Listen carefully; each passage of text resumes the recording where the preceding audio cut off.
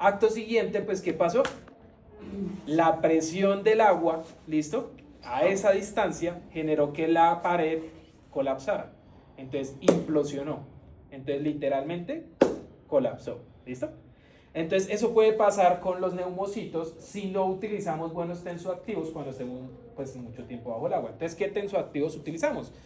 Pues diferentes tensoactivos que vienen obviamente a nivel del componente también de las pipetas obviamente que traen. Y otra cosa es utilizar gases menos volátiles que mantengan una presión constante sobre el alveolo. Entonces por eso es que normalmente cuando ustedes van y miran los tanques de buceo no solamente tienen oxígeno, tienen nitrógeno, que también es un componente atmosférico normal.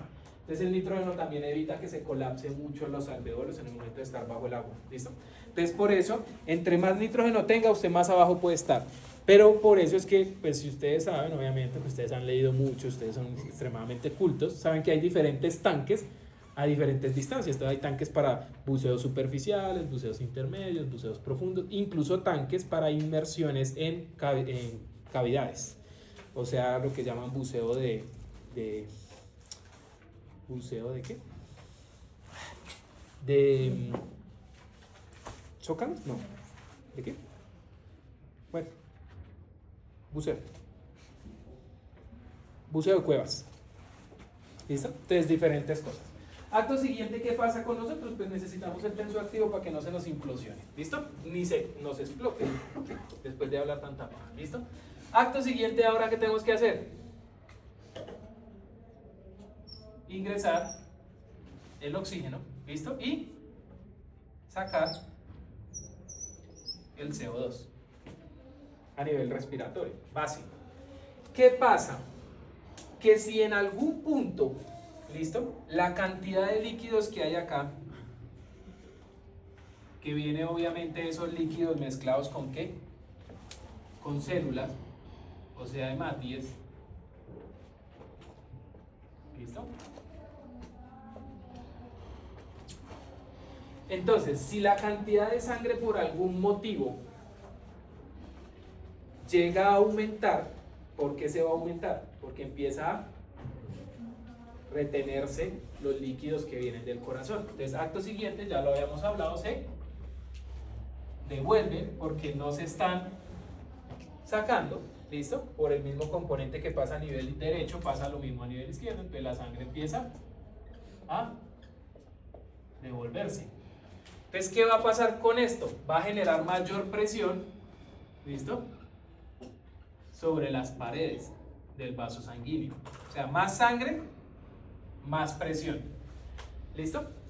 En medio de los neumocitos y el endotelio hay algo que se llama espacio intersticial. El espacio intersticial es el líquido que hay en medio de las células. Entonces aquí hay un líquido. ¿Listo? ¿Qué pasa con ese líquido? ¿Cuál es su función? ¿No? Evitar la fricción, que era lo que hablábamos ayer. Entonces, si por algún motivo aquí está el vaso sanguíneo y yo, y entonces, ¿por qué? Pues porque se distiende, se contrae, se distiende, se contrae. Entonces, genera fricción de las estructuras. Entonces, en el momento de distender o contraer los alveolos, siempre va a haber fricción. Entonces, si aumento la fricción, ¿qué va a pasar? Aumenta la temperatura, ¿cierto? Por eso es que ustedes van y cogen allá el dedito y hacen así, y luego al suelo. ¿Sí lo han visto? Yo sé que mis chistes son malos, pero tampoco hasta ahí. ¿Listo? Acto siguiente, el líquido genera mucha presión sobre el vaso sanguíneo. Entonces, ¿a dónde va a ir el líquido? Pues se va a salir. ¿A dónde? Al espacio intersticial. Incluso podría llegar al espacio alveolar. Principalmente al espacio intersticial. Entonces, ¿qué va a generar si hay una salida de líquido al espacio intersticial? Edema. El edema, su significado, ¿listo? Es acúmulo de líquidos en el espacio intersticial. o sea, entre las células. No es en las cavidades, porque pues por eso no lo llamamos como edema abdominal, lo llamamos ascitis, porque sí es una salida de líquidos, pero principalmente en un espacio cavitado, o sea, en la gran cavitación que es el abdomen. Pero en general el edema o los edemas son acúmulos en los espacios intersticiales. Por eso es que usted un edema no puede simplemente chuzarlo y le va a salir el líquido, como si pasa pues en este caso en el abdomen. Pero, por ejemplo, a usted le da un edema en la rodilla y entonces ¿por qué no coge, se chuza, se saca el líquido y se acabó el problema? Porque no está en un acúmulo, o sea, no está en un espacio, está es dentro, en medio de las células. Entonces usted lo chuza y ¿qué está chuzando? Las células, entonces no va a salir una cantidad de líquidos considerable. ¿Listo? Entonces por eso los edemas no venimos y los puncionamos, porque sí es líquido, pero no es líquido que esté en un espacio, sino en medio. Entonces, por ejemplo, haciendo obviamente a consideración, es como poner un montón de botellas en medio de todas las sillas. ¿Listo? Entonces, si obviamente abren las puertas, las botellas no se van a salir. ¿Por qué? Pues porque están simplemente en medio de todo. Ya si esto estuviera vacío y estuviera lleno de agua y yo abro la puerta, pues sí se va a salir por presión, pero acá está en medio de las estructuras. Entonces el edema, por ejemplo, en este caso, edema pulmonar, porque sí es el edema pulmonar, ¿qué es el edema pulmonar? El acúmulo de líquido en el espacio intersticial de los alvéolos, o sea, en medio del alvéolo y el vaso sanguíneo. ¿Y por qué se da? Pues porque la sangre genera que el vaso se contraiga, o sea, se dilate tanto, o sea, tenga tanta presión que el líquido va a buscar salir a algún lado. ¿A dónde va a salir? Al espacio intersticial. Entonces, ¿qué va a generar una afección respiratoria izquierda? Principalmente edema pulmonar. ¿Qué sintomatología vamos a encontrar con un edema pulmonar? Si el líquido llega incluso al espacio alveolar, ¿listo? Que ya es un edema, pero pues obviamente más severo, porque los edemas no siempre generan tos húmeda o productiva, a veces no. Pero si llega a ese punto, pues sí vamos a tener tos productiva. ¿Qué es una tos productiva? Que ahora ya no es simplemente que no saque nada, sino va a expectorar. Puede ser flema o líquido, incluso en pacientes muy severos. ¿Qué otra cosa? ¿Va a ser fácil? No va a ser fácil respirar. Entonces, ¿qué va a generar? Dificultad. Ahora sí, disnea.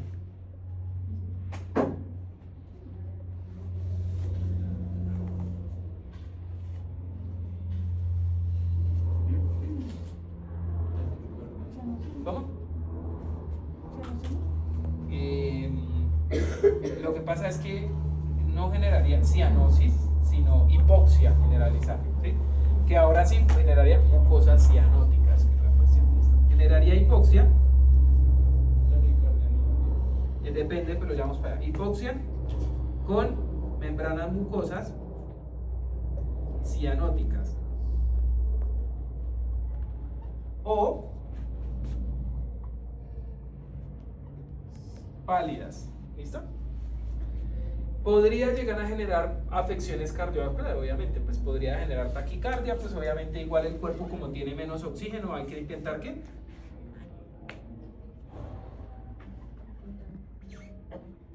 entonces tiene menos oxígeno y está eyectando menos sangre porque tiene pérdida del gasto cardíaco. Entonces, ¿qué va a hacer?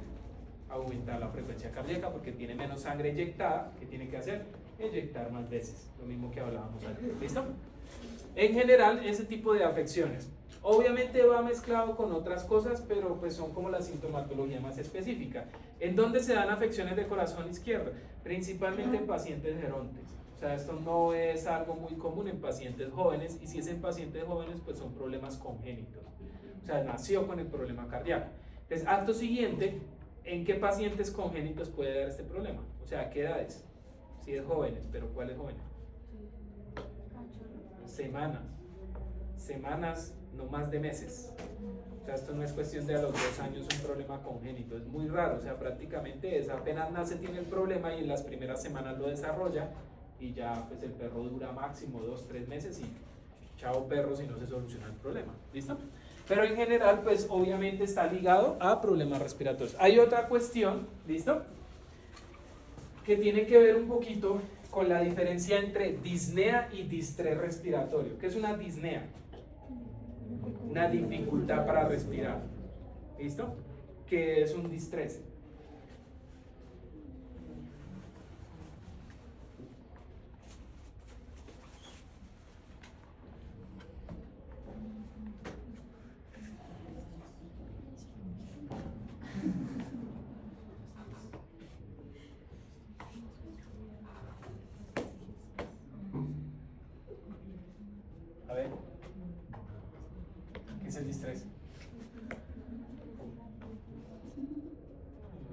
estrés al respirar. Dice estrés al respirar, dicen ChatGPT.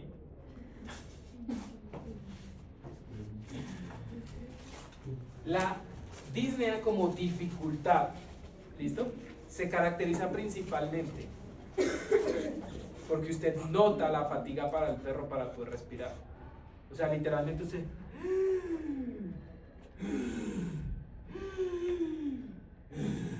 ¿Listo?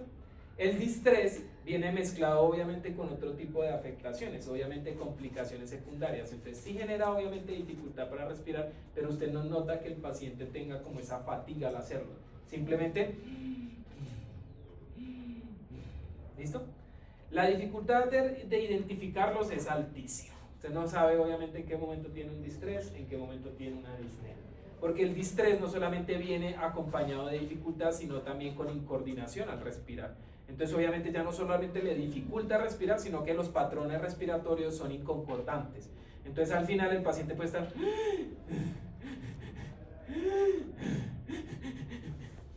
¿Listo? Entonces al final se mezclan varios factores y ya no es solo la dificultad, sino el estrés que se genera al intentar respirar. Y eso genera pérdidas en los patrones respiratorios. Entonces, a veces es complicado porque, como les digo, no es solamente una complicación generalizada, sino viene acompañado de diferentes factores. Pero, sin embargo, si usted dificulta, si usted ve la dificultad para inspirar o expirar, pues tiene que hacerlo notorio. ¿Cuándo obviamente tenemos que hacer la diferenciación? Aquí la diferenciación está en si el problema es para inspirar o si el problema es para expirar. Si se demora más tiempo en poder ingresar el oxígeno y salir el CO2, ¿qué va a pasar con la respiración? ¿Cómo van a intentar ustedes compensarlo?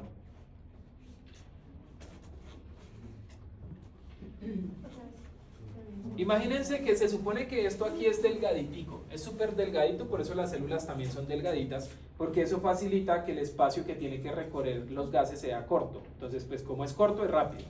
O sea, tiene que prácticamente en donde yo hago...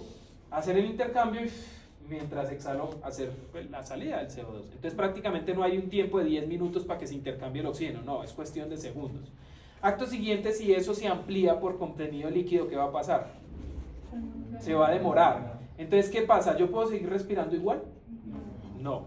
Entonces, cuando yo estoy hablando de una dificultad respiratoria, tengo que notar si la dificultad es inspiratoria o si es expiratoria. Por ejemplo, ayer teníamos disnea por una compresión abdominal. ¿Cuál era la disnea? ¿Inspiratoria o expiratoria? Inspiratoria, porque tenía que hacer más presión y se me dificultaba más inspirar que exhalar por la compresión. Entonces ahí, por ejemplo, yo noto que la dificultad es inspiratoria. Acto siguiente, ¿qué tengo que hacer? Facilitarle más oxígeno porque necesita más intercambio de oxígeno, porque al inspirar se capta oxígeno, al expirar se expulsa CO2. Si el problema es expiratorio, ¿qué tengo que hacer? Intentar corregir la concentración de CO2, ¿listo? Que eso ya lo ven más adelante cuando estemos hablando de respiratorio. Pero en general aquí, por ejemplo, al momento de la intercambio de gases va a ser una inspiración, va a ser una disnea tanto inspiratoria como expiratoria, porque tengo que demorar más tiempo para intercambiar CO2 y más tiempo para exhalar, para ingresar oxígeno y más tiempo para exhalar CO2. ¿Listo? Entonces, obviamente, la disnea depende también del factor, porque pues ahí viene la complicación de si el problema es para poder captar el oxígeno o para poder expulsar el CO2. ¿Listo? Entonces ya más o menos también comprenden la sintomatología que se da en un paciente de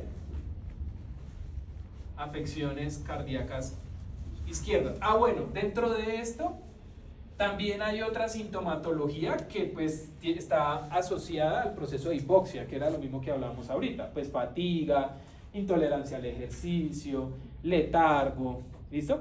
Las posiciones ortopnéicas aquí no son tan usuales porque no hay una compresión, o sea, aquí no tiene que extender el cuello para poder liberar espacio, no, porque pues a la otra pues ya se dieron cuenta que sí había compresión. Entonces, ¿qué hago? Elevo la tráquea para que se mantenga de una manera más recta. Aquí no, porque pues aquí sigue estando recta, entonces por más que estire el cuello no va a generar que ingrese más oxígeno. ¿Listo? Entonces aquí va acompañado de la disnea. O sea que en un paciente con afección derecha no hay.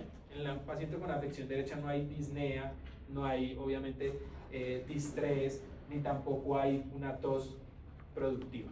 ¿Listo? Diferenciados los dos.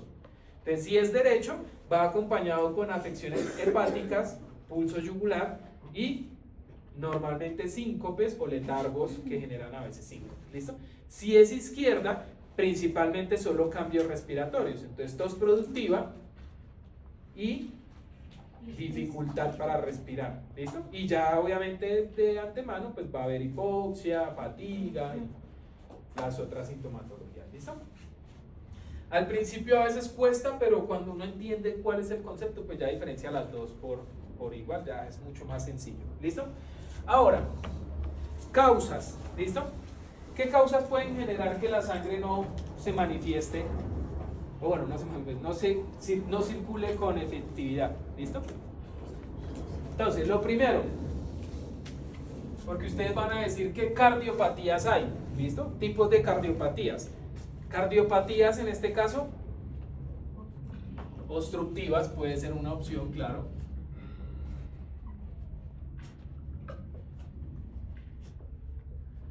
¿Qué otra cosa han escuchado que puede pasar en el corazón para que no circule la sangre? Una hipertrofia.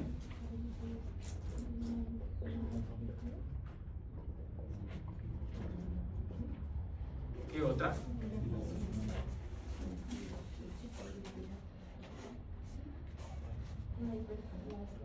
Sí, pero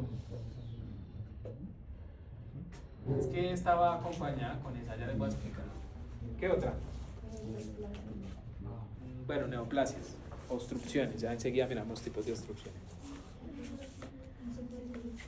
¿Cómo?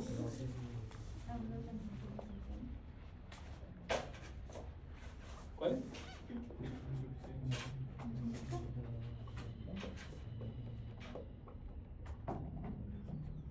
Valvulares, por la que acabamos de ver. ¿Qué otra cosa puede generar afecciones cardiópatas?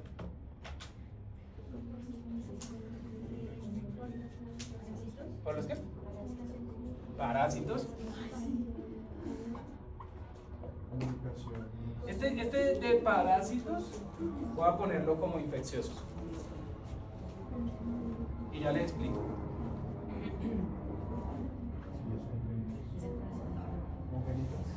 Congénitas.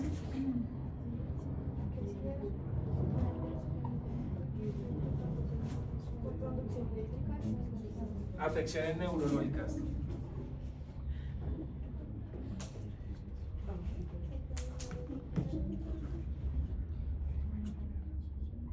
Listo. Entonces, obstructivas.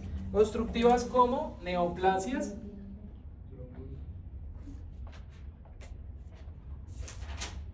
Poco usual, pero cuerpos extraños.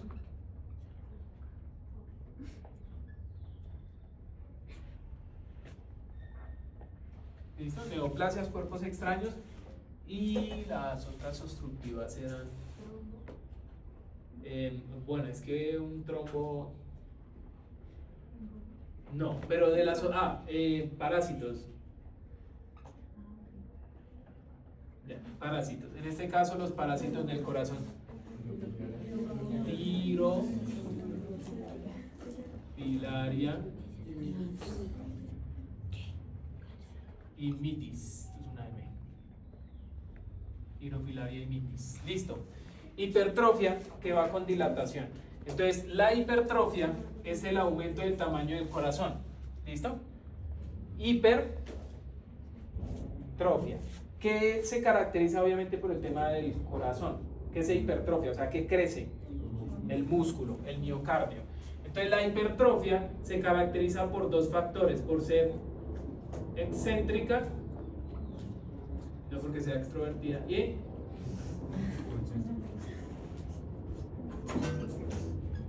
concéntrica. Excéntrica es hacia afuera.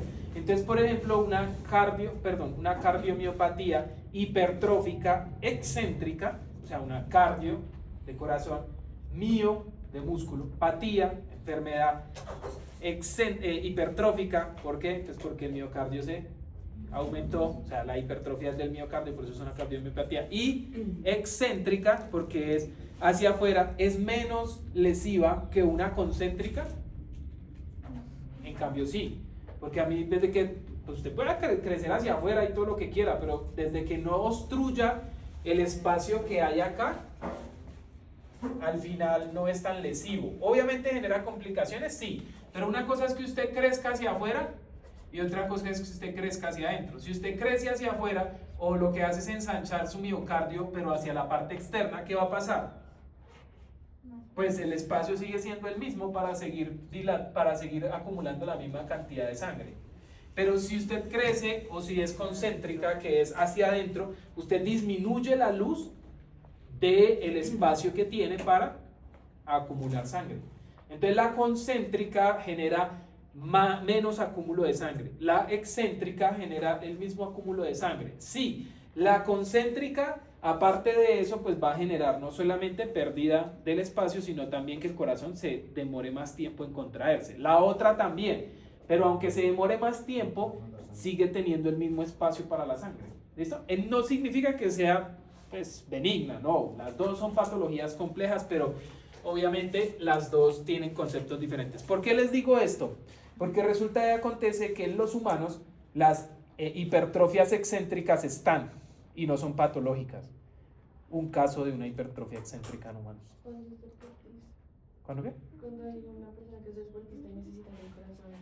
Entonces, en general, las personas que generan mayor gasto cardíaco por actividades físicas exigentes, o sea, deportes de alta exigencia o alto rendimiento, pues obviamente tienen que bombear sangre de forma más constante para oxigenar. Entonces su corazón se hipertrofia de manera excéntrica para que bombee más fuerte e incluso más rápido. ¿Listo?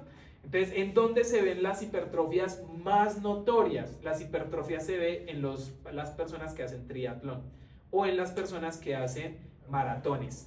¿Listo? Eso no, en los nadadores sí pasa, pero realmente la hipertrofia no es tanta como la que se ha evidenciado en las personas que hacen maratones completas. O sea, su corazón es bastante grande porque su ritmo cardíaco es constante. O sea, tienen que recorrer más de 40 kilómetros en 2 horas. ¿Listo? ¿Ustedes saben cuántos son 40 kilómetros en 2 horas? ¿No? Al menos salen a trotar, hacen running, alguna pendejada. ¿No? Ahí. Como cuando toca. Sí. O sea, uno normalmente a un ritmo ahí como que digamos que un ritmo, que uno pues, como el putas, pues como en triatlón, que la cosa. Puede puchar por ahí. Los 20 kilómetros los puede hacer en por ahí 1 hora y media, casi llegando a las 2 horas. O sea, el doble del tiempo que esta gente se gasta para siquiera obviamente hacer una maratón en 2 horas, ¿sí? O sea, es mucho, es correr todo Bogotá, desde aquí hasta terminar Suacha, ¿listo? En 2 horas. Y ustedes de aquí a las 170 se demoran 1, imagínense. Entonces, al final es bastante exigente, por eso es un corazón, es bastante. Y no significa que sea patológico, por eso les digo, no significa que una hipertrofia excéntrica genere patología, la mayoría no. Y es normal en pacientes adultos, porque por el desgaste el corazón se va hipertrofiando cuando necesito mayor requerimiento. La concéntrica sí es una patología, porque pues si crece para adentro, pues le disminuye el espacio como ya hablamos. ¿Listo? Ahora, con la dilatación, ¿listo? Sí, lo que hace la musculatura es aumentar el espacio, pero el músculo sigue siendo igual. Entonces se va ensanchando, pero el músculo no se va hipertrofiando.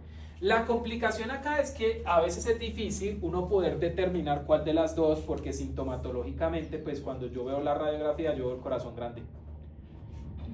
Ya yo tengo que entrar a hacer exámenes obviamente un poquito más específicos, pero obviamente es difícil diferenciarlas, pero la dilatación, pues obviamente sí es el crecimiento de la recámara, el aumento del tamaño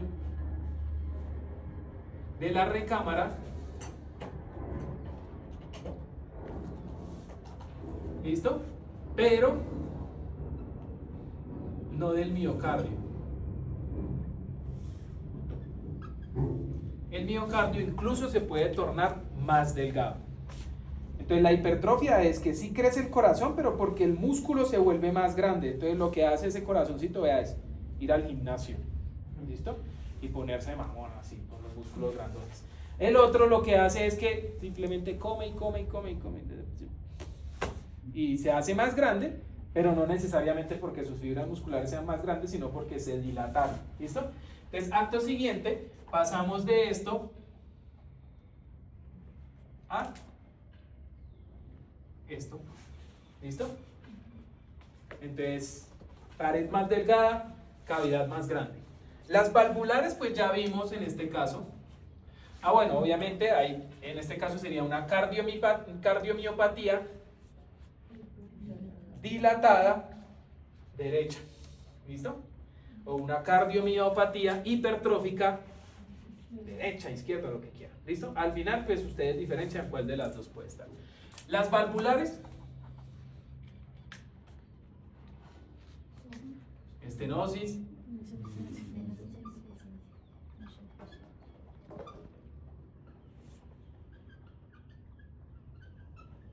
las infecciosas, bacterianas,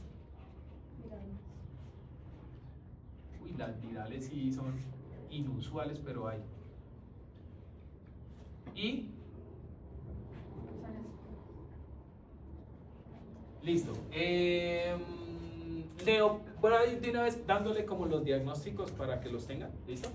Las neoplásicas, el principal es el hemangiosarcoma.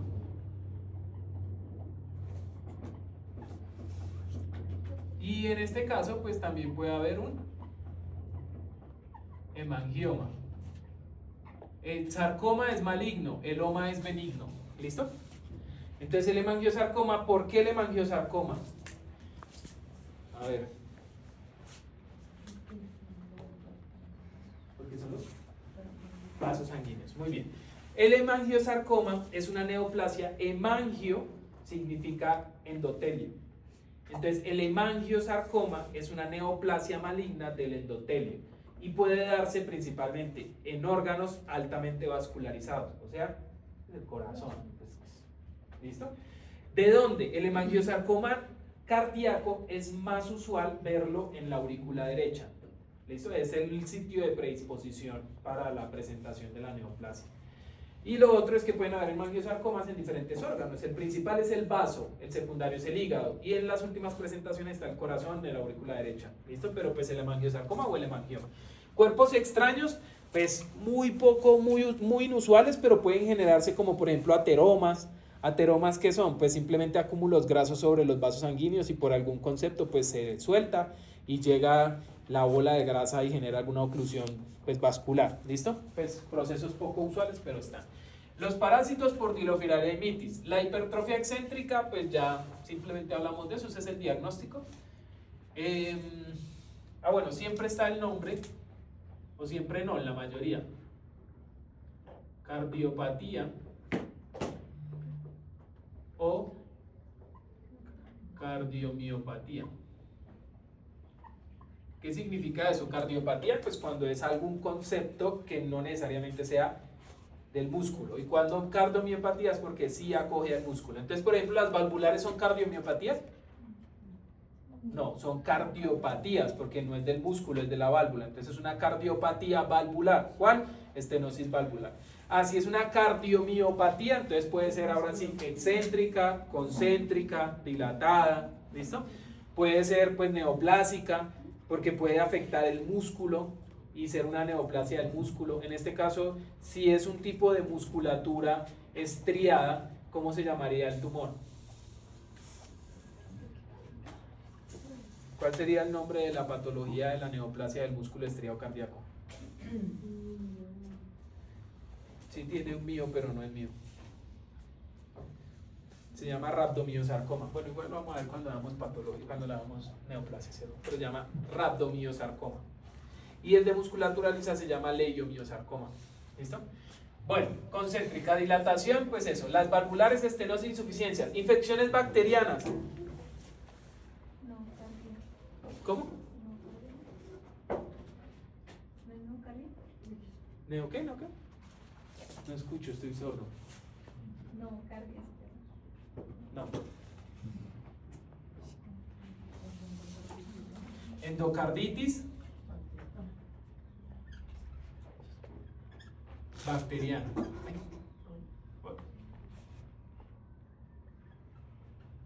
Endocarditis bacteriana. La endocarditis bacteriana se genera por un acúmulo de bacterias sobre principalmente las válvulas del corazón. ¿Cuál es la más usual? La válvula tricúspide. La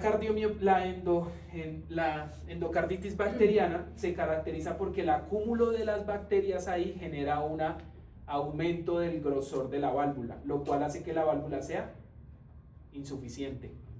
O sea, por algún motivo la pone más gruesa y es más difícil moverla, entonces es más difícil que vacíe, entonces genera una insuficiencia y no cierra bien.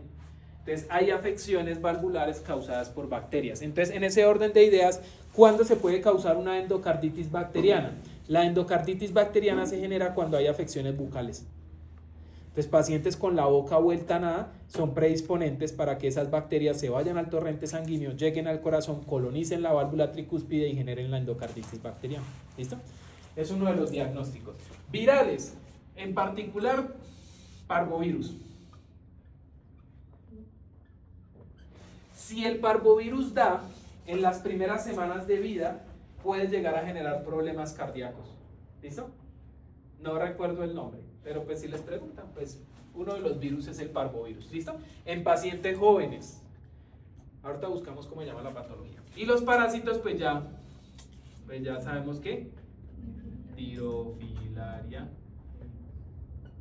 ignitis. ¿Listo? Congénitas.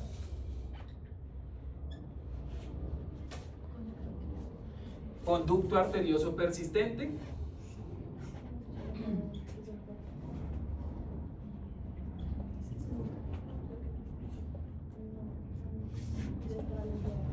Tetraloidea falón es otra, pero poco usual.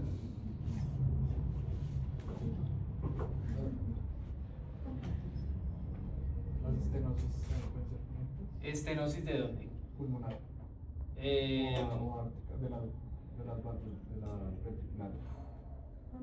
Pero esas serían acá. Estenosis. ¿Cómo se llama esa comunicación? ¿Congénitas?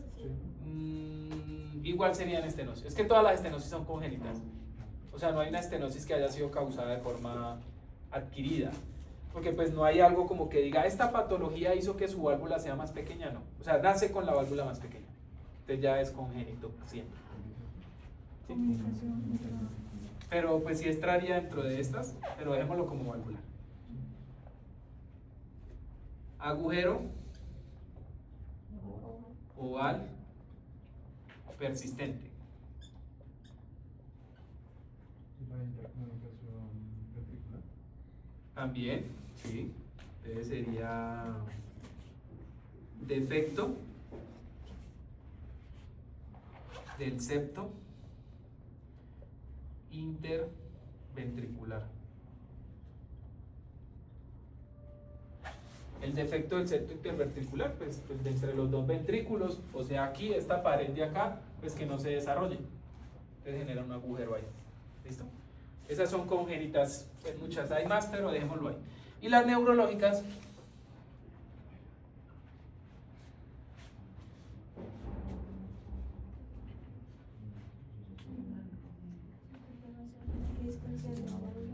¿cómo? Disfunción, pero ¿qué genera una disfunción del nódulo sinusal?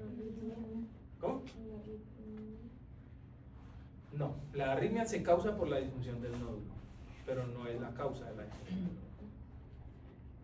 Ustedes obviamente se acuerdan de la conducción eléctrica del corazón.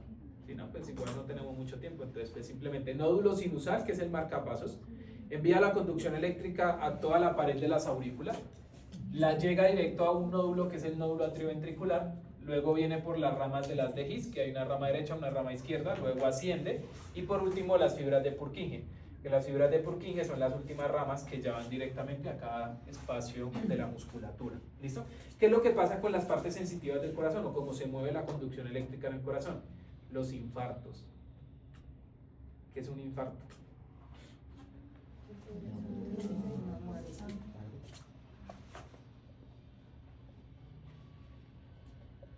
Esto está asociado con problemas vasculares, pero pues va directamente ligado a los problemas neurológicos. ¿Por qué? El infarto es la muerte de una fracción de la pared del corazón. Entonces, una parte del corazón se muere. ¿Por qué? Porque algo ocluye la irrigación. ¿Listo? Por eso es que en pacientes gorditos pueden haber riesgos de infarto. Porque la grasa incluso puede llegar a ocluir alguno de los vasos sanguíneos que irriga el corazón. El corazón no se irriga de la sangre que tiene adentro. La sangre que irriga el corazón sale de la aorta. Entonces él manda la sangre a la aorta y luego las manda a las arterias coronarias, que son las que están alrededor del corazón. Pero no es que el corazón cogió la sangrecita y se la comió y digo, ay, no, aprovecho que está aquí de una vez me irrigo. No.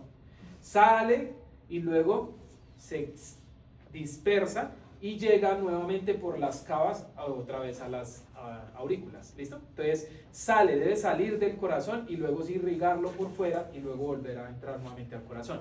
Acto siguiente, alguna de esas arterias se puede tapar. Si se tapa una arteria coronaria, pues se pierde la irrigación. ¿Y qué va a pasar si una de las partes del músculo no se irriga? Se muere. Entonces, por ejemplo, un infarto puede dar en cualquier zona. ¿Listo? Los infartos, dependen del lugar, pueden ser fulminantes o no fulminantes y pueden incluso haber preinfartos, que no es que genere la necrosis, sino que genera isquemias o hipoxias, pero pueden ser revertidas dependiendo la causa. Esos son los preinfartos, ¿listo? O sea, como que no llegó a causar una isquemia y una necrosis, pero sí llegó a generar una hipoxia y por ende el músculo no se mueve bien. O sea, el músculo quedó sin oxígeno y por algún motivo dejó de funcionar, pero luego pudo retornar. Los infartos pues ya de por sí pues no tienen vuelta, o sea, muere esa fracción de músculo y ya no más. Entonces, ¿qué pasa con eso? Que si la parte nerviosa se mueve por las paredes, o sea, sale de aquí, viaja por allá, llega acá, viaja por acá, llega acá, viaja por acá, llega acá, aquí hay el nódulo atrioventricular, rama de la déis central, rama de la déis izquierda, rama de déis de derecha, posterior a eso, fibras de Purkinje, ¿listo? Entonces ustedes ya saben cómo funciona obviamente un electrocardiograma, entonces obviamente onda P, complejo QRS y onda T, ¿listo? El complejo P es auricular, la RSP, perdón, QRS, es que ya hasta ahora ya estoy cómodo, ¿listo? QRS, Q, el septo central, R, despolarización derecha, S, despolarización izquierda, T, no mentiras, septo, izquierda, derecho y repolarización. Entonces, en ese orden de ideas, ¿qué pasa? Que esto, por ejemplo, es en las aurículas y todo esto es en los ventrículos, ¿listo? Acto siguiente, si por ejemplo hay un infarto aquí, ¿dónde empieza? ¿El resto sigue? Pues no. ¿Por qué? Porque ese infarto va a generar que ya el impulso no se dé desde el inicio. Pero si el infarto, por ejemplo, es aquí, ¿qué va a pasar?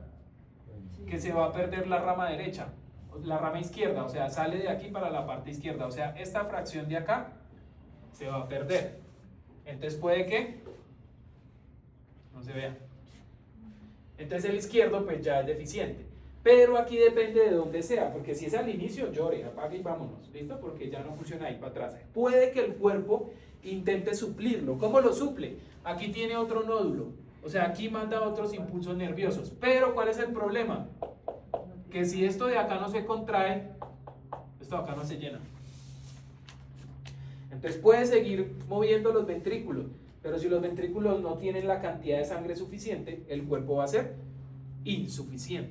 O sea, va a tener una insuficiencia cardíaca por un infarto. ¿Listo?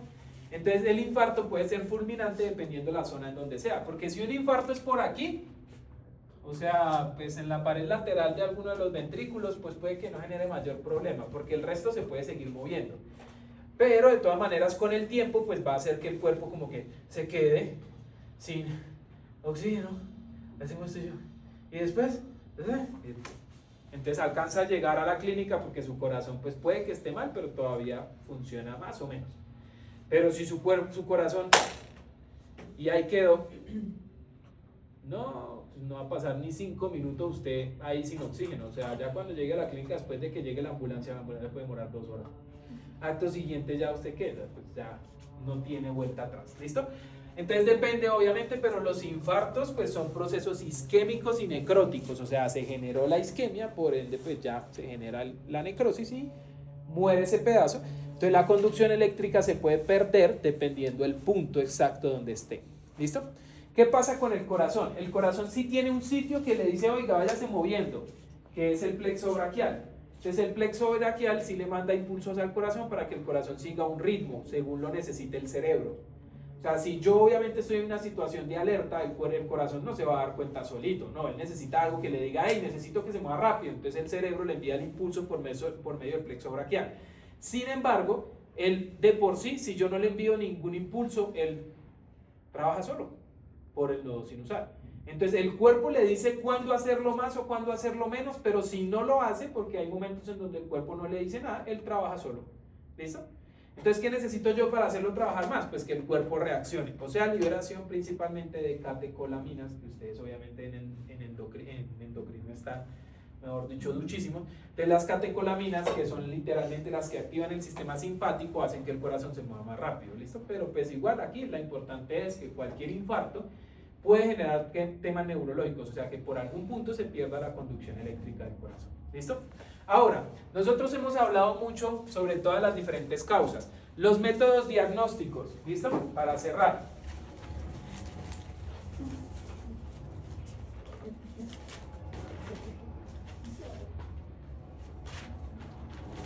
Los métodos diagnósticos están ligados a las diferentes causas. Entonces, si estamos hablando de alteraciones musculares, ¿qué puedo hacer yo para ver si el corazón, si la musculatura del corazón está bien o no? Una ecografía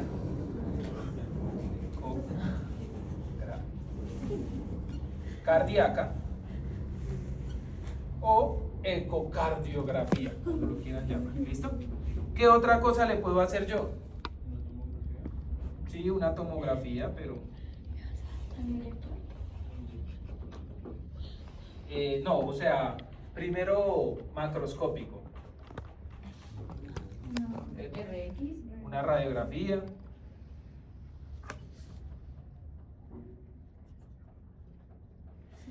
Entonces, yo les voy a dejar de tarea, porque ya no alcanza el tiempo, ¿cierto? Pero les voy a dar de tarea para que lo busquen, porque eso les voy a preguntar en el siguiente quiz, ¿listo? Que es el lunes. Acto siguiente, ¿cómo valoramos? ¿Listo? ¿Cómo valoramos radiográficamente? ¿Listo? Porque es que ya no les puedo ayudar más. ¿Cómo valoramos radiográficamente el corazón? Entonces, cuando la vista es ventrodorsal, ¿listo? Hacemos algo que se llama analogía de reloj.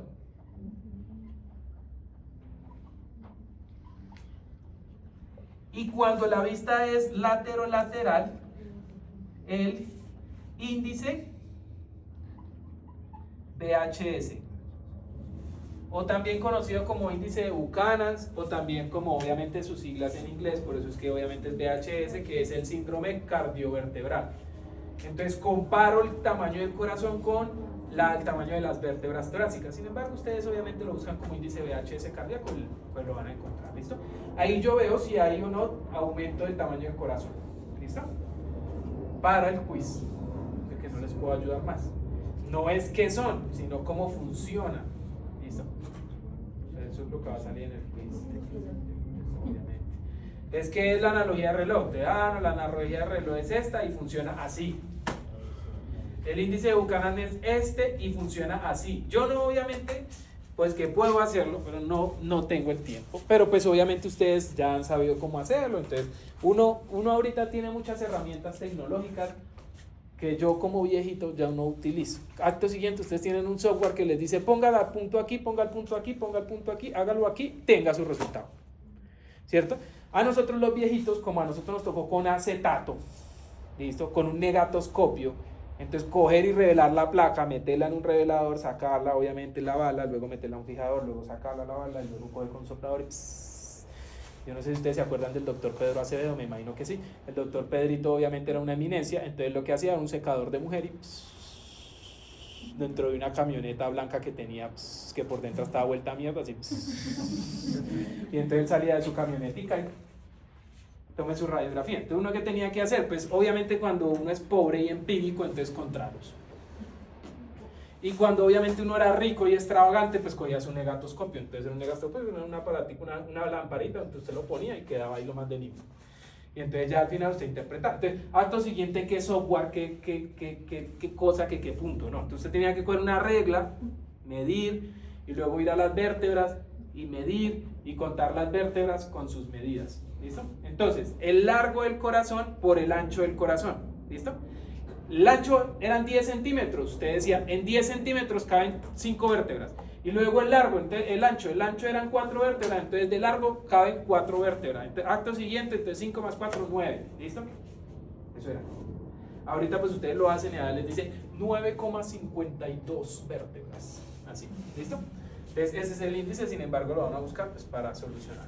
Ahora, resulta que esas son las más usuales. Sin embargo, por ejemplo, en afecciones neurológicas, en donde la afección es directamente del impulso nervioso, ya no puedo hacer simplemente algo que me vea la anatomía del corazón. ¿Qué tengo que hacer? Algo que me mida el impulso eléctrico del corazón. Entonces, ahora sí, como lo dijeron, un electrocardiograma.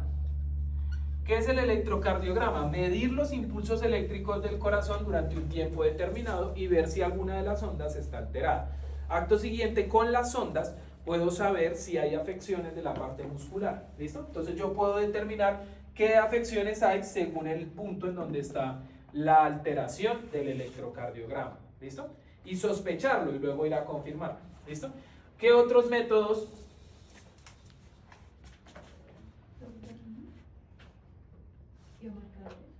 Como biomarcadores, ¿como cuál?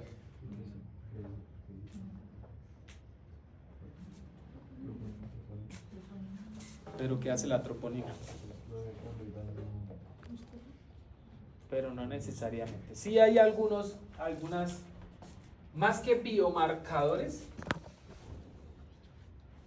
porque sí algunos son biomarcadores, son exámenes complementarios, ¿sí? Que se tienen que interpretar bien, porque si no, pues obviamente pueden dar...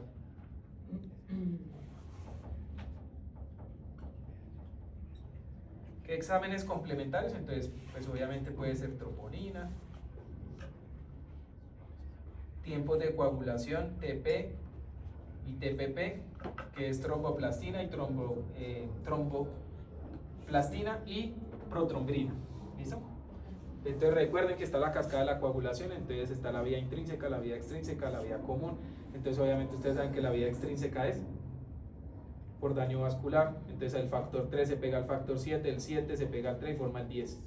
Y si es la vía intrínseca son las plaquetas, entonces el 12 al 11, el 11 al 9, el 9 al 8, el 8 al 10. Y del 10 al 2, del 2 al 1, perdón, de la protrombina a la trombina, o sea, del 3 al 4, y luego de la fibrina, del fibrinógeno a fibrina, o sea, del 2 al 1. Muy bien.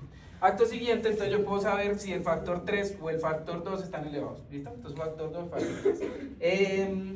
¿Qué nos faltaría? Hay una prueba que se va a hablar como la entrada del tórax con el corazón, como el tamaño. Pues si no recuerdo la prueba, es como el tamaño de la entrada del tórax. ¿Pero con qué se hace? ¿Con radiografía? Radiografía. Bueno, no, lo que pasa es que ahí no es el índice. Para el tamaño del corazón, el índice. Si ya usted lo que está buscando es como, no el tamaño del corazón, sino hay obstrucción en alguna otra zona. Pero pues no necesariamente es cardiópata, puede ser otras alteraciones, o no sé cuál será. Sí, es la que yo pienso. Eso, la parte bioquímica. Las bioquímicas normalmente no son específicas, porque pues hay muchas, ¿no? Pero son como muy, bueno, listo, sí, por ejemplo, hay alteración en el dímero D, que el dímero D es por factores de coagulación, pero ¿qué me dice? Que puede ser predisponente a tener un coágulo, más no que tenga un problema cardíaco, ¿sí? Lo mismo por eso los exámenes complementarios, o sea, sí me ayudan a saber si hay algún factor que pueda generar. Si yo tengo un infarto, que muy posiblemente es por un trombo, ¿listo? Entonces, ¿qué tengo que hacer? Pues medir factores de coagulación, ahora sí, pues protrombinas, trombinas y eso, el dímero D, ¿listo? Y otros exámenes. ¿Qué otro? Ah, bueno, depende si son causas infecciosas. Si son causas infecciosas, ¿qué tengo que hacer? Detectar las causas infecciosas. ¿Cómo las detecto? Pues entonces hay diferentes. Entonces, PCRs, ¿listo? ELISAs, ¿listo? ¿Qué otra cosa hay? Bueno, también hay afecciones infecciosas parasitarias, como por ejemplo la leptospira. Entonces, ¿qué hace uno con una leptospira? Una prueba de MAT, ¿sí? Inmunofluorescencia en campo oscuro. ¿Cómo? Que es como para la leptospira. ¿Qué otra cosa? Pues ya en general eso. Ya, bueno, obviamente, importantísimo, semiología. ¿Listo? ¿Por qué la semiología? Porque pues inicialmente una afección valvular es pues principalmente por el signo del soplo. Entonces caracterizar el soplo y el lugar del soplo. ¿Listo? Los tratamientos. En los tratamientos sí, no voy a indagar mucho porque la mayoría de los tratamientos son muy generalizados. Entonces la mayoría de los tratamientos están buscando intentar solucionar las causas, más la sintomatología, perdón, más no la causa. Entonces corregir la sintomatología causada por el corazón. Porque por ejemplo si el problema es valvular, yo no puedo entrar a retirar la válvula. Sí se hace en humanos, pero no se hace en veterinaria, por la complejidad y los costos. Hay exámenes, hay cirugías, hay cosas que se han hecho. Obviamente hubo un reemplazo de cirugía hace como unos 7 u 8 años en la Universidad del CES en Medellín, pero pues ¿qué factor de pronóstico tiene eso? No tiene ninguno. Y al final pues simplemente son costos muy elevados que nadie paga. Sin embargo, pues no significa que no se hagan. Están descritos cambios de válvulas, corrección de defectos, alteraciones cardiogénicas, pero pues no son usuales. Utilización de marcapasos, pero pues en humanos costeamos lo que sea, en veterinaria no. ¿Listo? Entonces, pero están descritos por si lo quieren hacer. Hay unas pruebas, por ejemplo, que es la medición del electrocardiograma por un tiempo prolongado, que es, ¿nunca lo han visto? Que le ponen un electrocardiograma a una persona portátil. ¿El qué? Exacto. Entonces, hay unas pruebas en donde marcan, pues no me acuerdo cómo es el nombre específico, porque eso tiene un nombre, bueno, un nombre más específico, pero es el electrocardiograma durante un tiempo más prolongado. Porque a veces usted, por ejemplo, cuando está en el médico, pues de por sí ir al médico estresa, ¿sí? A mí me estresa, por eso hace 15 años no voy. Entonces, pues al final, usted allá ir allá y mucha doctora, no me siento re mal, entonces tómese una acetaminofén, entonces ¿para qué carajo va uno? Pero al final usted va y usted ya se siente incómodo, usted está como estresadito, aparte se demoran en atenderlo, hay gente muy buena, sí, como hay otros re mal vale. Grabando. Pero al final pues usted se estresa. Acto siguiente, pues si le toman un electrocardiograma y usted está estresado, pues va a salir alterado. Acto siguiente, entonces ¿qué hacen? Le mandan el